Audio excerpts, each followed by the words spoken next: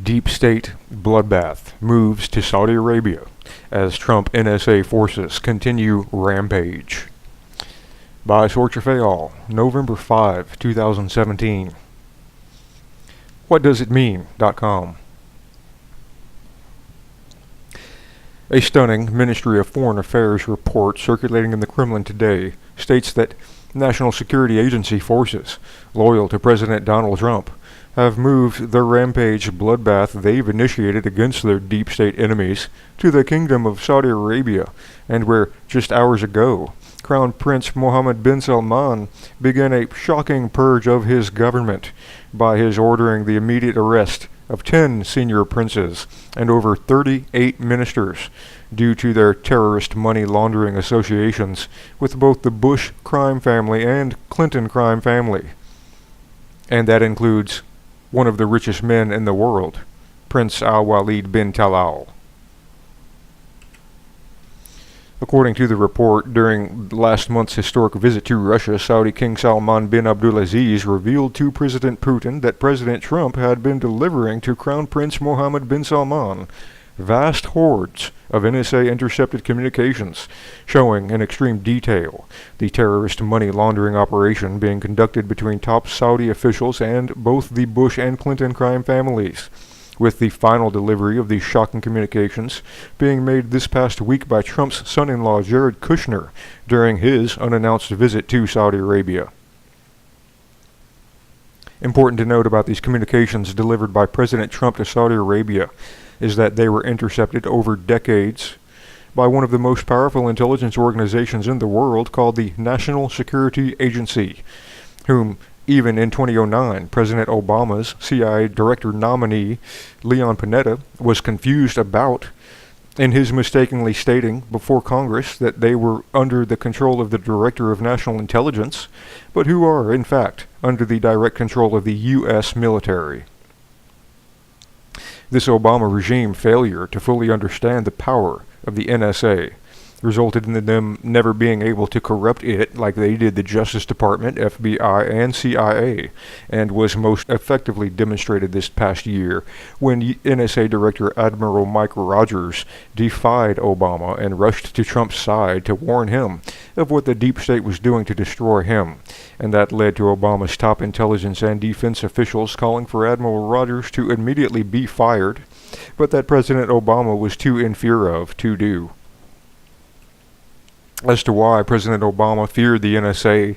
is because this massive intelligence agency records every phone call and electronic communication made in nearly the entire world, and once having recorded everything, they then store it in their gigantic Utah data center from which they can share what they have with other U.S. intelligence agencies, and that barely 8 weeks prior to Obama winning his 2008 presidential election, they not so subtly demonstrated the power of,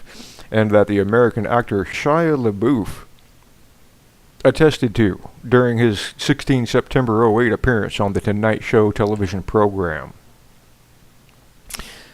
With the NSA alerting the incoming Obama regime through its Shia LaBeouf conduit of what they were capable of.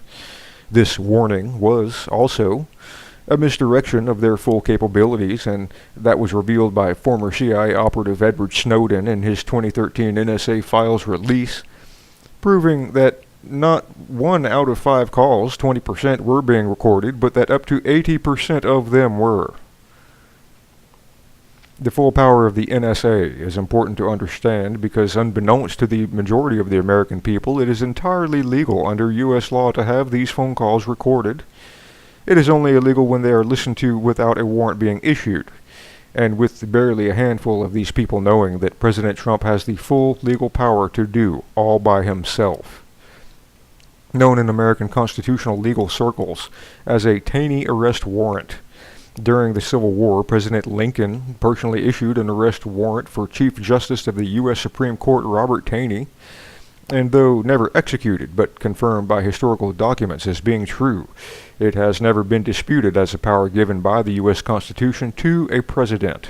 who controls the entire executive branch of the government.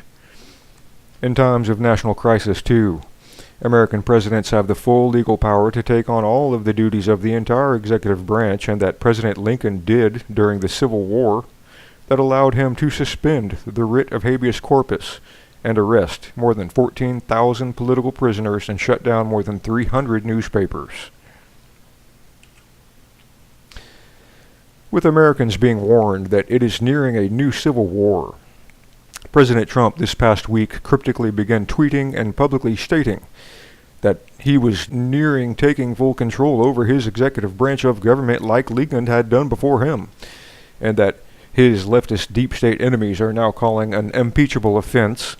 but that the U.S. Constitution says he has the full power to do, and with Trump also being able to wield the fearsome 18 U.S. Code Section 2384 seditious conspiracy federal law, which states,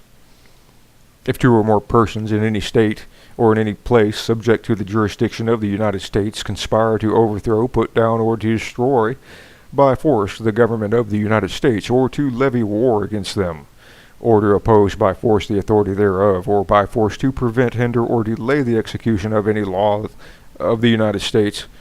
or by force to seize, take, or possess any property of the United States contrary to the authority thereof, they shall each be fined under this title, or imprisoned not more than 20 years, or both. With the Obama-Clinton Democratic Party openly calling for the overthrow of President Trump, who have joined by Hollywood, likewise, calling for Trump's overthrow, and America's elite media trying to take Trump out too. All of them are in gross violation of America's sedition and treason laws, which strictly forbid such actions, and which the NSA has begun retaliating against. As explained to President Putin by King Salman bin Abdulaziz last month during their historic meeting, the NSA was given a secret warrant 3 months ago by President Trump, authorizing them to search for and find political criminal sexual offenses committed against women or children by political persons, Hollywood celebrities, and media elites. And when such criminal sexual crimes were discovered, the NSA was to then contact the victims to notify them that the information could become public knowledge in any future prosecutions. Scouring through decades of intercepted communications, emails, phone calls, etc., in order to find such criminal sexual offenses occurring against women and children by these elite leftists, the NSA's contacting of these victims created a tidal wave of accusations being made public, and not by the NSA, but by the victims themselves, who believed it was in their best interest to make the facts known before anyone else. With both Hollywood and the U.S. mainstream media elites now being reported to be in total panic over who will be outed next as a sexual abuser,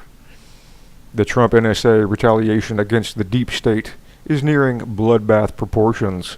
and whose now publicly outed sexual predators include Hollywood icons Harvey Weinstein and Kevin Spacey, who made numerous videos calling for the overthrow of Trump, and elite anti-Trump media journalists Hamilton Fish, Leon Weisslitter, David Korn, Michael Oreskes, Mark Halperin, and numerous others soon to be destroyed, too. I didn't know there was a sexual predator award. Thanks, Democrats. Like President Trump accomplished against his deep state leftist enemies by publicly outing them for the vile sexual predators they are,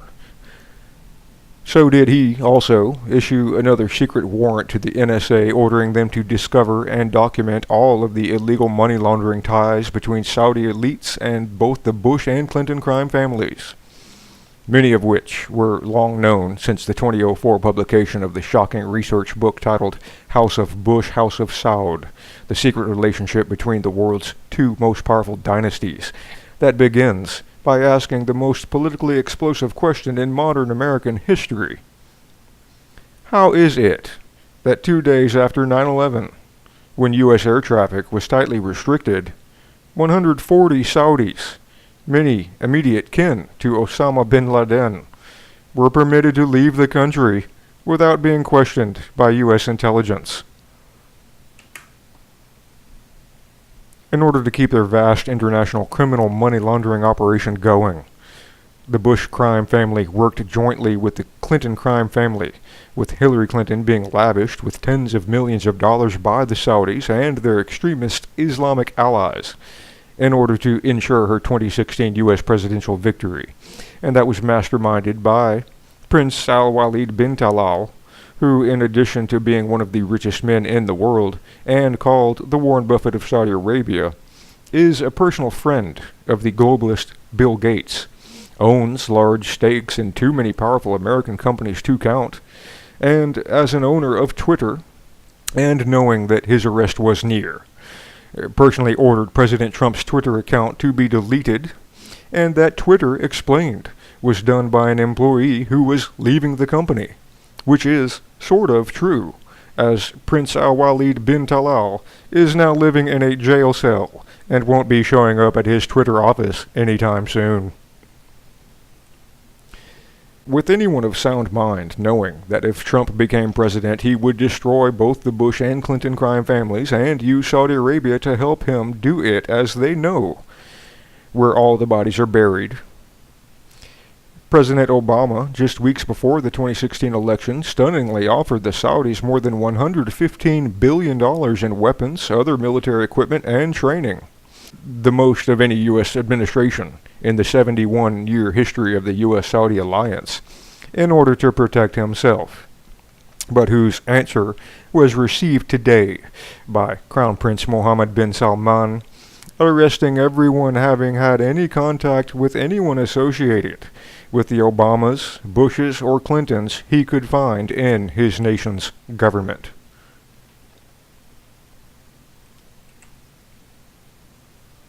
This report concludes by noting that Saudi Arabia's taking down of all those associated with Bush and Clinton crime families just hours ago was deliberately timed to coincide with President Trump's 12-day trip to Asia, where he will be under the maximum protection from assassination by special police forces from the nations of Japan, China, Vietnam, and the Philippines, none of whom are friendly with the deep state warmongers, with Japan going so far as to create an elite all-woman police force to protect the lives of Trump's wife, First Lady Melania, and his daughter Ivanka, and whose danger of a public execution is all too real, as the last American leader to go to war against the deep state, President John F. Kennedy, was shockingly abandoned by his Secret Service protectors just minutes before the CIA exploded his head in a hail of bullets.